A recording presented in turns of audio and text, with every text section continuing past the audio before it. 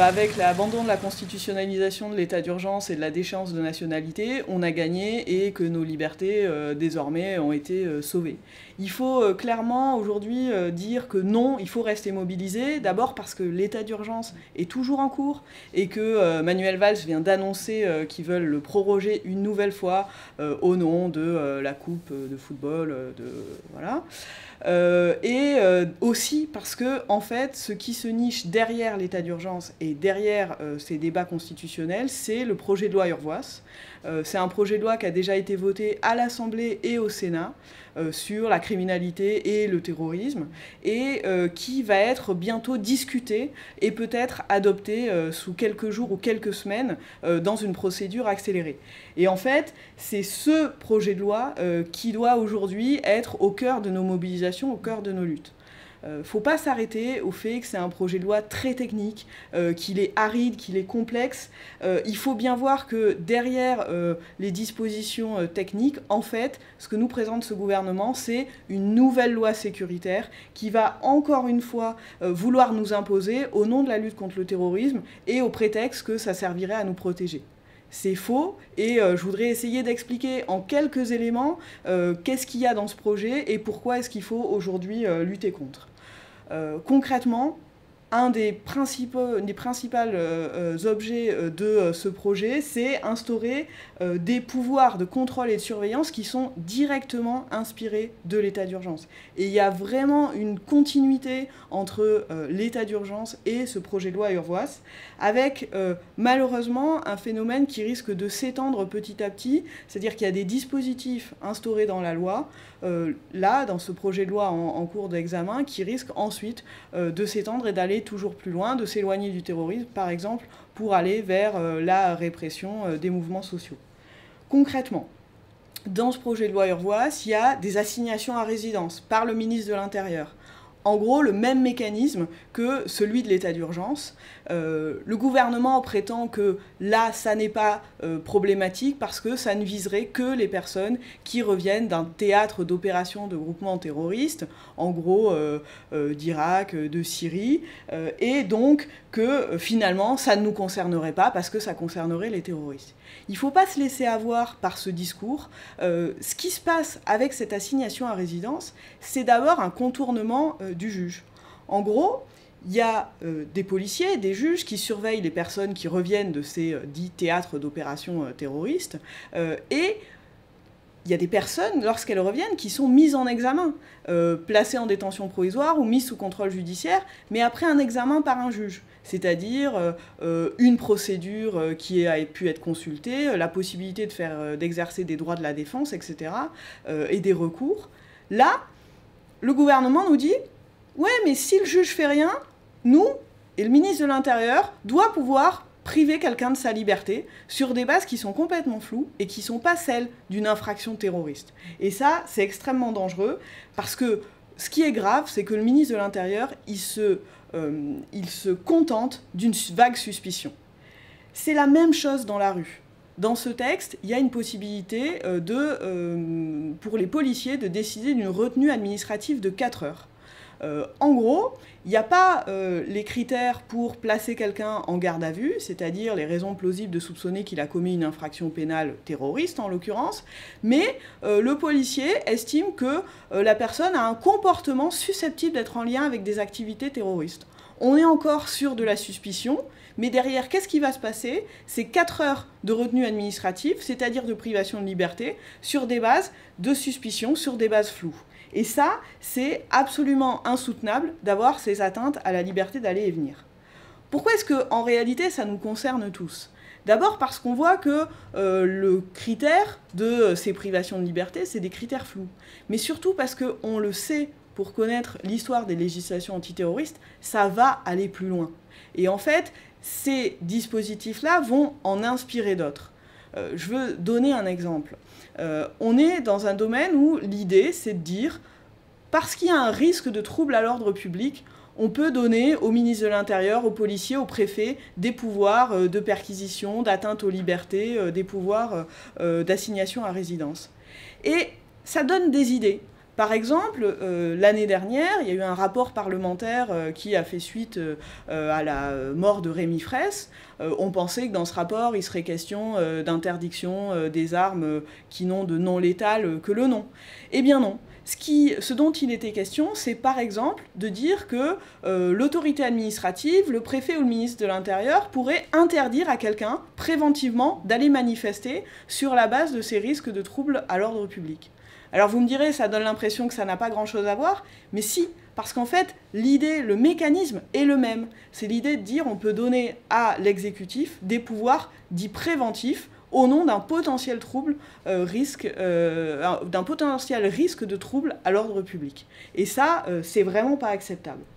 Globalement, en fait, ce projet de loi Urvoas, c'est un projet de loi de la suspicion permanente. Il y a par exemple une disposition dedans qui étend le pouvoir pour les policiers de fouiller les bagages et d'inspecter ce qu'il y a dans votre sac, dans la rue, sans avoir à donner de motif. Concrètement, ce qui se passera, c'est sur la base d'une réquisition qui a été signée de manière générale pour dire on peut fouiller dans tel endroit, place de la République par exemple, les policiers pourront fouiller les sacs de tout le monde. Et en fait, ce qu'on sait très bien, c'est d'abord que c'est pas en fouillant les sacs qu'on trouve les terroristes et qu'on les empêche d'agir.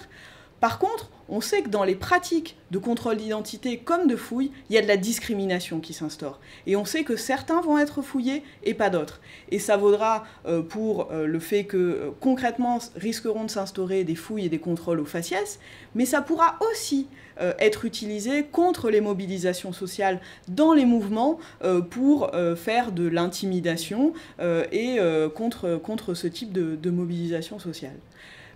Cette suspicion-là, elle est à l'œuvre et en gros, on veut nous faire accepter d'ouvrir nos sacs sans rechigner au prétexte de notre protection et ça, c'est pas acceptable.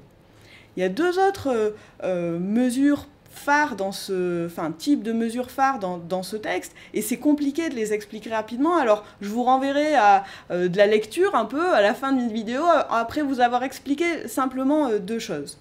Il y a dans ce texte des dispositions sur les lois pénales antiterroristes, en fait, qui donnent toujours plus de pouvoir pour lutter contre le terrorisme et la criminalité organisée de surveillance. Par exemple, poser des micros dans des domiciles pendant des durées très longues, mettre des fausses antennes relais qui captent toutes les informations des portables alentours sur 200, 300, 400 mètres. Et qui peuvent être ensuite utilisés dans des procédures. Alors, le problème avec ça, c'est que ces pouvoirs-là, ils sont introduits dans des procédures et ils sont confiés à des autorités judiciaires qui ne sont pas indépendantes. C'est le procureur de la République et le juge des libertés et de la détention. C'est trop compliqué à expliquer là rapidement, mais si vous vous référez aux documents qu'on a essayé de faire pour permettre de comprendre en quoi c'était dangereux, vous verrez qu'il y a un vrai problème de diffusion des techniques de surveillance intrusive sans un contrôle suffisant. Dans le projet de loi Urvoas, il y a la possibilité de recourir aux perquisitions de nuit de manière plus générale, c'est-à-dire au nom simplement d'un risque d'atteinte à l'intégrité physique ou à la vie. Et ça, c'est un critère qui est beaucoup trop large, alors que la perquisition de nuit, c'est pas rien. Concrètement, la perquisition de nuit, c'est porter atteinte à un principe fondamental, celui de l'inviolabilité du domicile, qui dit que quand on est chez soi, et notamment la nuit, eh ben, on est protégé. Ça veut dire que, concrètement, même l'intervention de l'État, elle ne peut pas intervenir dans n'importe quelle condition. Et aujourd'hui, ce qui se passe avec ce texte sur les perquisitions de nuit, c'est quasiment les permettre de manière systématique. Parce qu'il y a un critère de recours à ces perquisitions de nuit qui est tellement vague et tellement vaste de dire, bah oui, il y aura peut-être toujours un risque potentiel d'atteinte à l'intégrité physique que, concrètement, on est en train d'ouvrir la boîte de Pandore sur les perquisitions de nuit et de réduire à néant cette protection qui est une protection mais de base, dans une démocratie, simplement, effectivement, quand on est chez soi, quand on est la nuit, quand c'est la nuit, on doit pouvoir être protégé des intrusions. Puis la dernière chose, c'est la légitime défense des policiers. On est dans une situation où le gouvernement reprend à son compte des revendications de la droite et de l'extrême droite. Il y a la légitime défense des policiers étendue, qui permettra notamment aux policiers de tirer et de tuer des personnes dans un contexte bien trop large, avec vraiment un risque de dérive massive. Et puis, il y a cette introduction de la même manière par le gouvernement de ce qu'on appelle indûment la perpétuité réelle, c'est-à-dire prétendre que parce qu'on parle de crimes terroristes, on peut accepter une logique d'élimination sociale dans la peine, c'est-à-dire introduire une perpétuité dont il est quasiment impossible de sortir.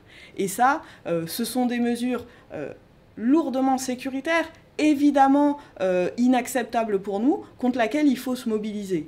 Alors, il faut se mobiliser, le texte va être réexaminé dans les semaines qui viennent et il faut qu'on soit nombreux pour lutter contre ça et pour dénoncer globalement un gouvernement qui a décrété l'état d'urgence et qui en a abusé, et ça on en a été les premiers témoins, que ce soit dans les mobilisations sociales ou en voyant comment nos concitoyens musulmans, à raison de leurs pratiques religieuses réelles ou supposées, ont été victimes de ces mesures, parce qu'on est dans une dérive sécuritaire massive et qu'on voit bien, à l'occasion là du mouvement contre la loi El Khomri, comment est-ce que ce gouvernement se sent autorisé à recourir à la force, dans le cadre notamment de la répression, de la mobilisation policière massive à laquelle donnent lieu ces manifestations. Et ça, on ne peut pas accepter que les mobilisations politiques et sociales donnent lieu à ce type de réaction violente et de recours à la force par le gouvernement. Donc mobilisons-nous ensemble contre ce projet de loi Urvoas et aussi contre les lois d'atteinte à nos droits sociaux. Pour projet de loi Urvoas, on vous donnera plein de petits liens pour essayer, si vous voulez, d'aller plus loin pour comprendre et ensuite comprendre pour mieux agir contre ce projet de loi.